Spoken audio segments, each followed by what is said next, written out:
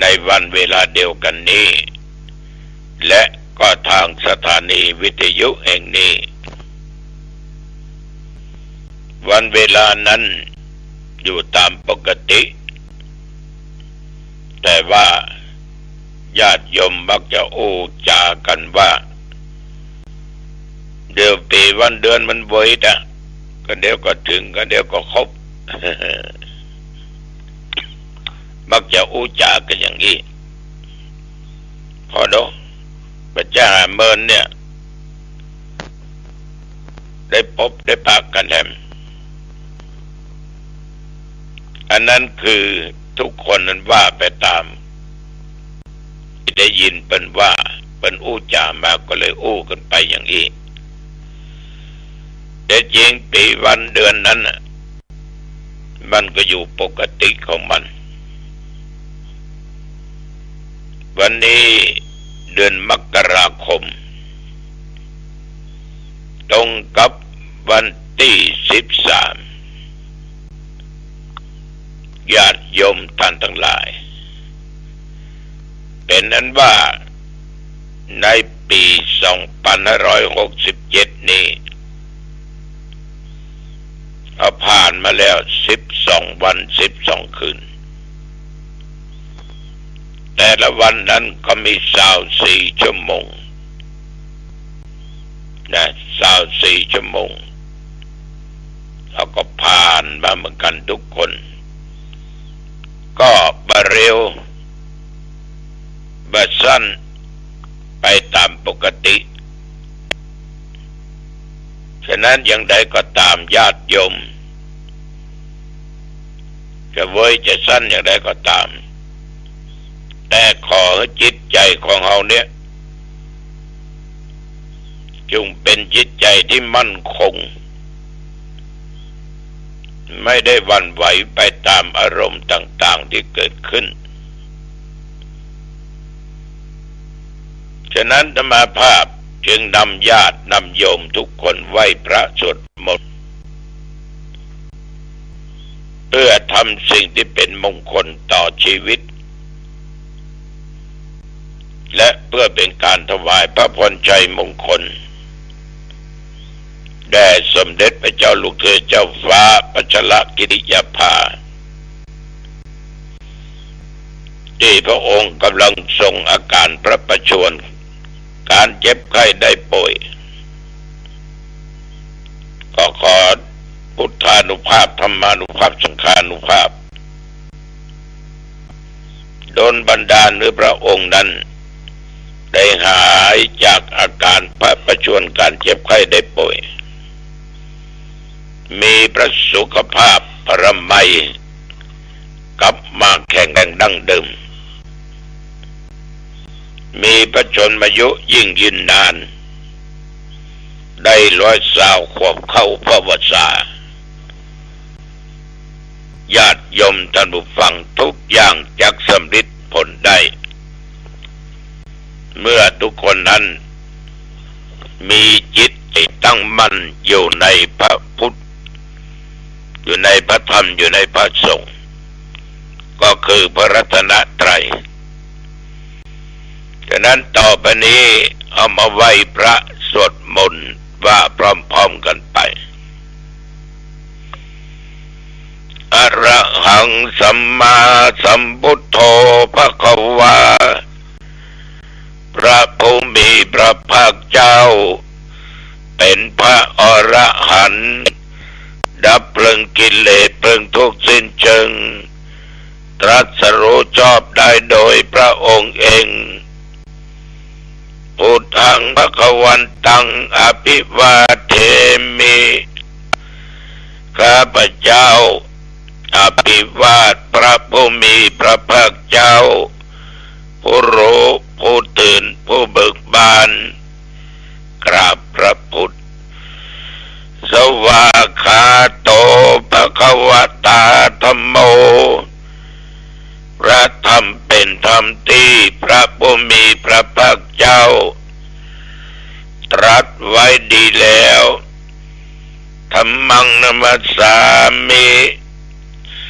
ข้าพเจ้านมัสการพระธรรม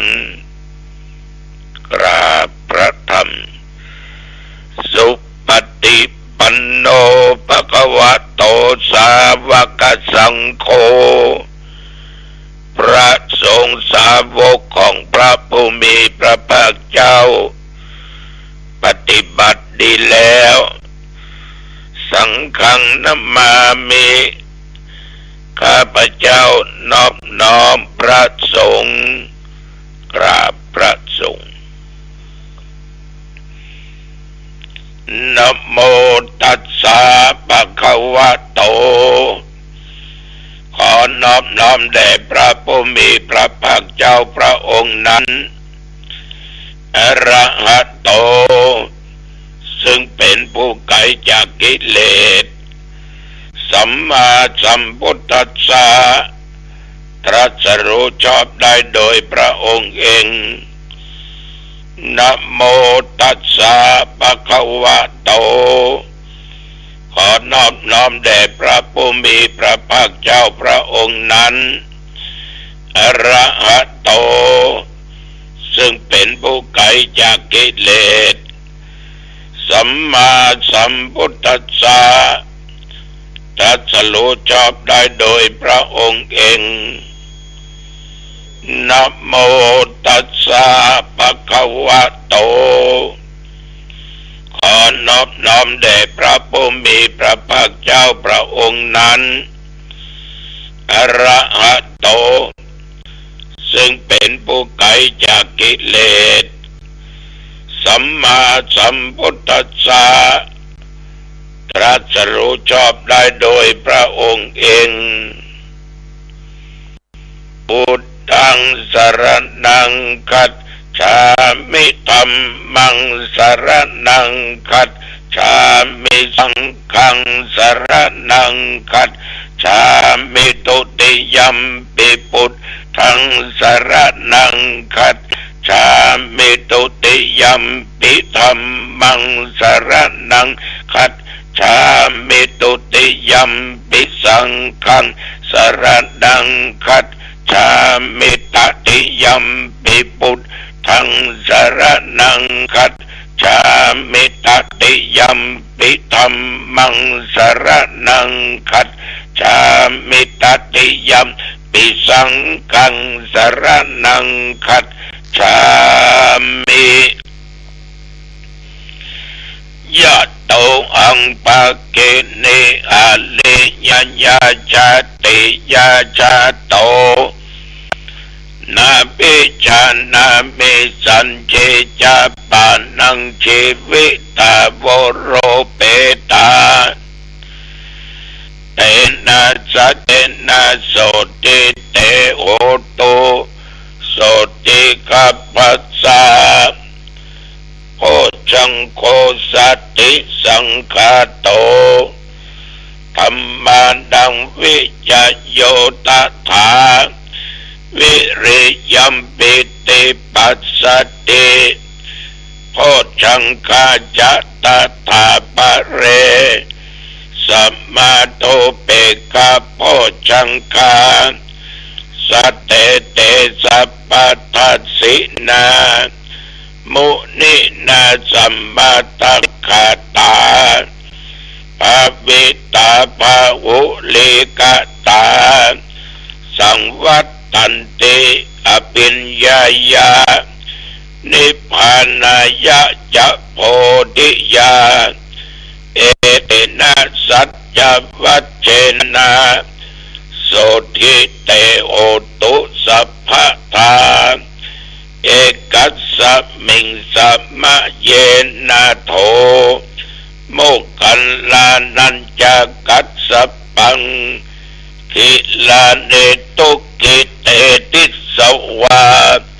โตชังเกสัตถะเทสัญญิเตจัตตังอภินันติตวาโรกามุตกิงสุตังคะเดเอเตนะสัจจวัชเชนะโตติเตโหตุสัพพทาเอกทาธรรมราชาปิเกลัญเยนะปิปิริโตยุนตัตเทเรนะตัญเยวะปะนาเปตวานะสัทธรังสัมโบดิ ตวาจะอาปาทาธัมมาบุตตาสิทานะโสเอนะสัจจวัชเชนะโสติเตโอตุสัพพทาปะเยนะเตจะอาปาทาตินนันนัมปิมะเหสินังมัคคะงัตตะกิเลสาวะปัตตานุปติธัมมะตังเอเตนะสัจจวัชเชนะโส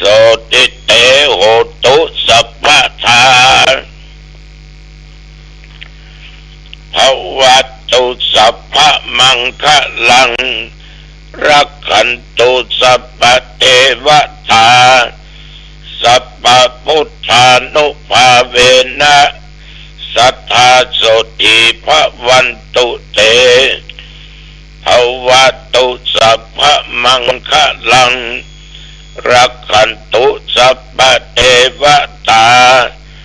สัพพธัมมานุภาเวนะสัทธาโสติภวันตุเตภวัตตุสัพพมังคะลังรักขันตุสัพพเทวตา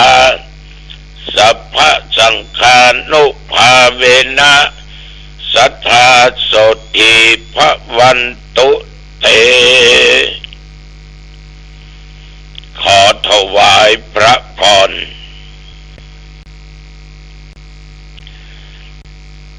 กรมอุตุได้ประกาศบอกไว้ว่านับตั้งแต่เมื่อตะวันว่ามาจนถึงปัจจุบันบัดเดี๋ยวนี้บริเวณวัดหนองตองใกล้เคียงบังเอิญบอกว่า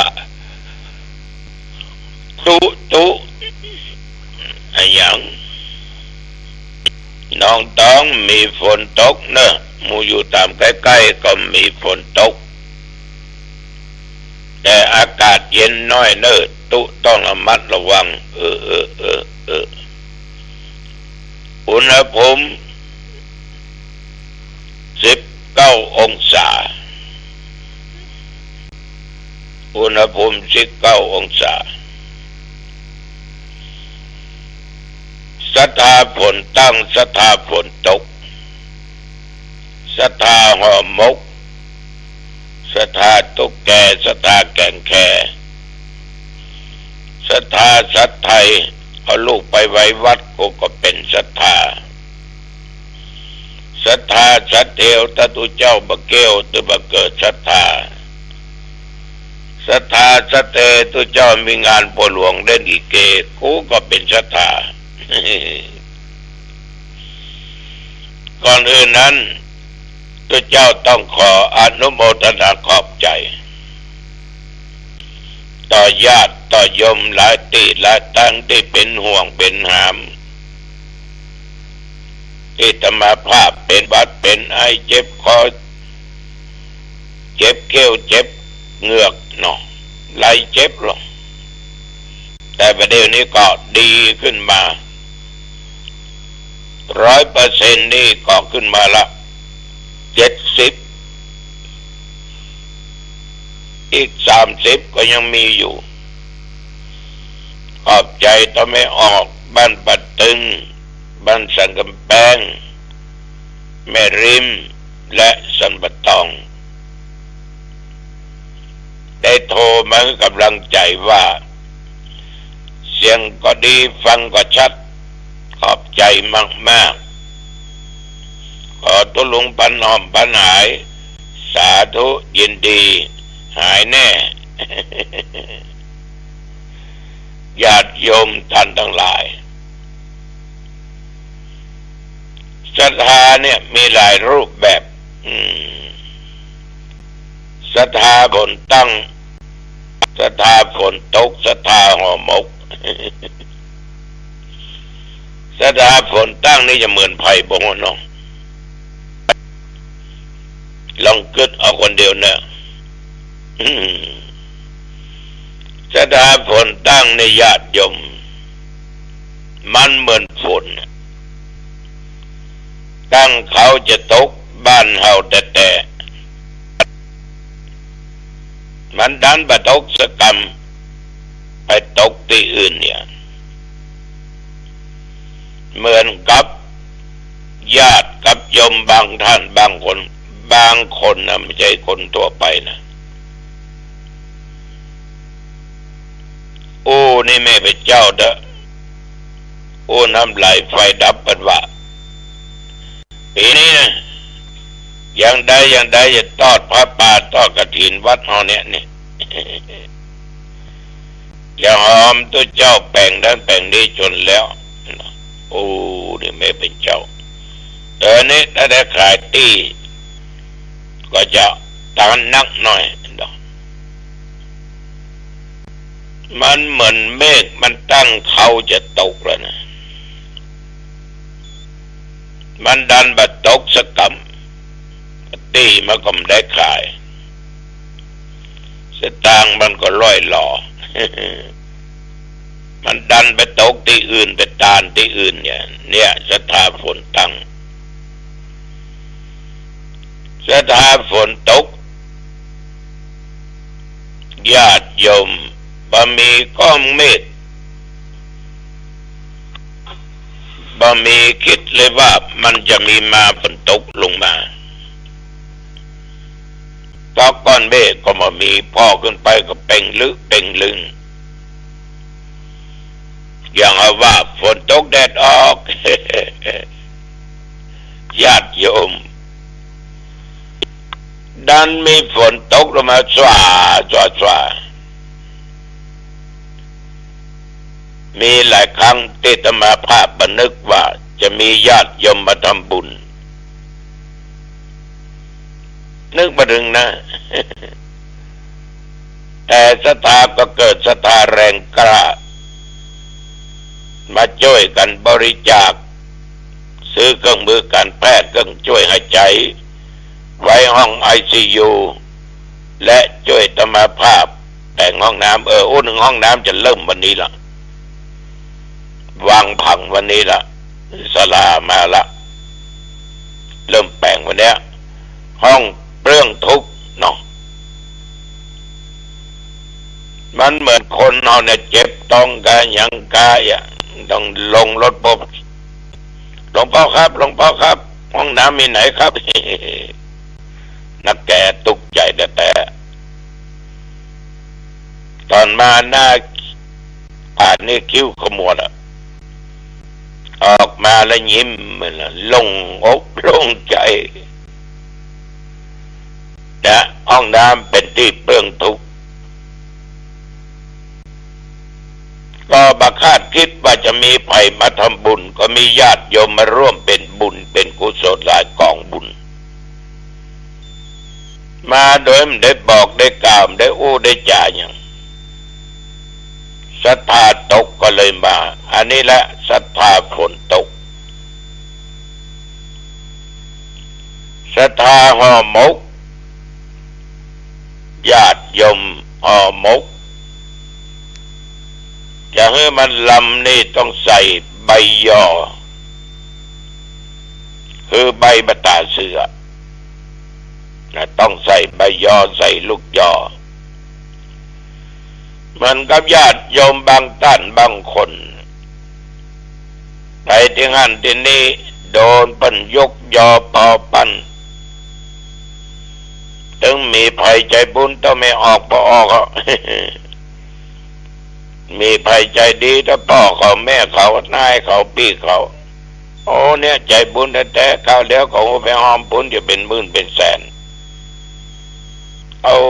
เป็นคนใจบุญเนาะสรรเสริญยกยอเป่าปั้นประกาศเนี่ย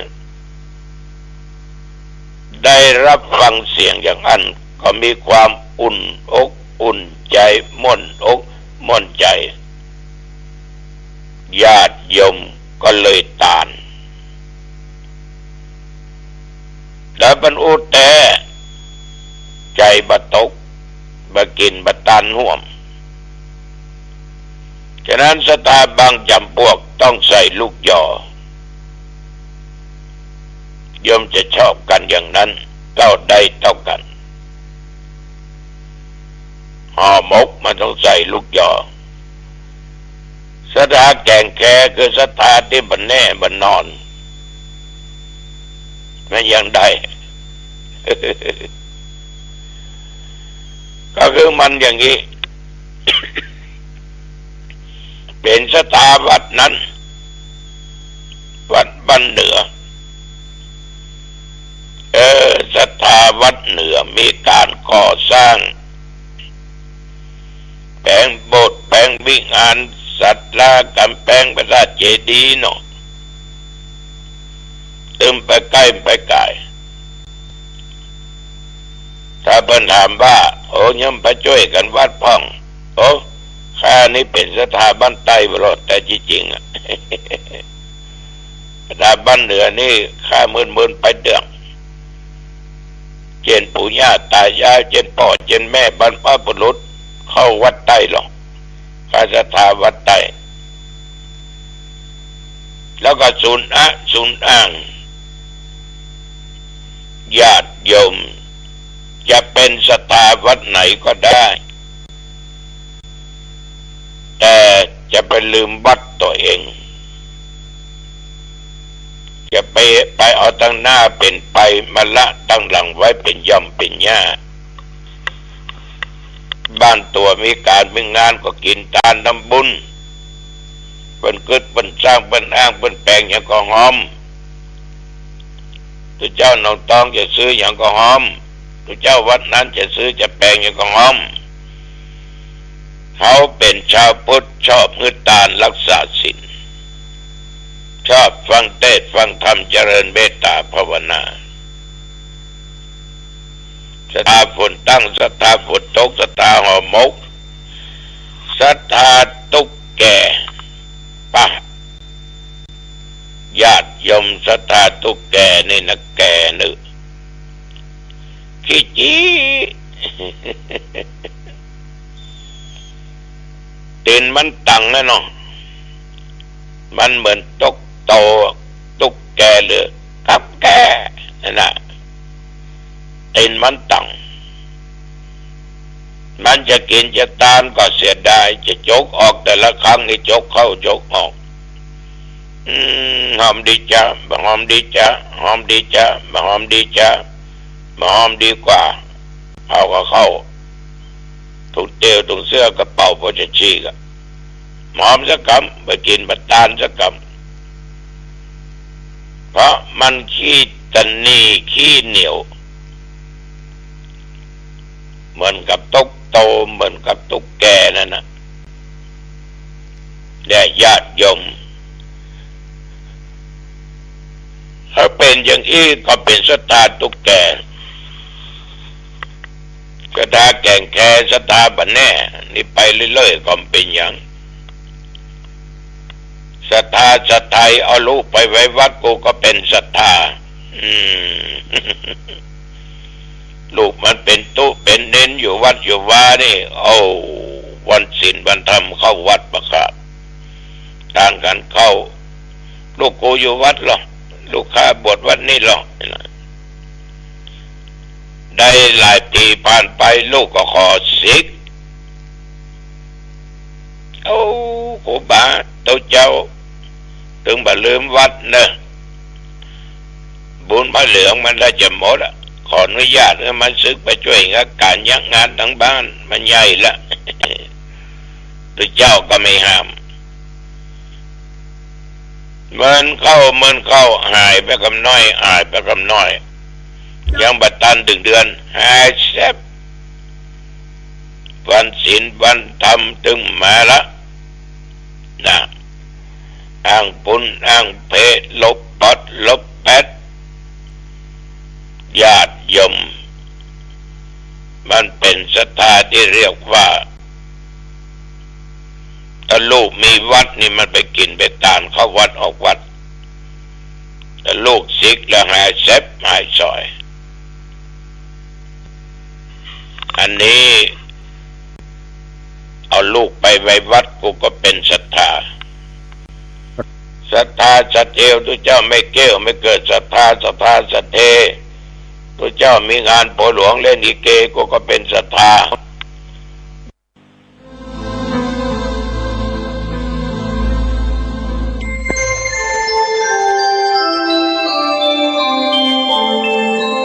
ขณะนี้ท่านกำลังฟังสถานีวิทยุกระจายเสียง FM 104.5 เมกะเฮิรตซ์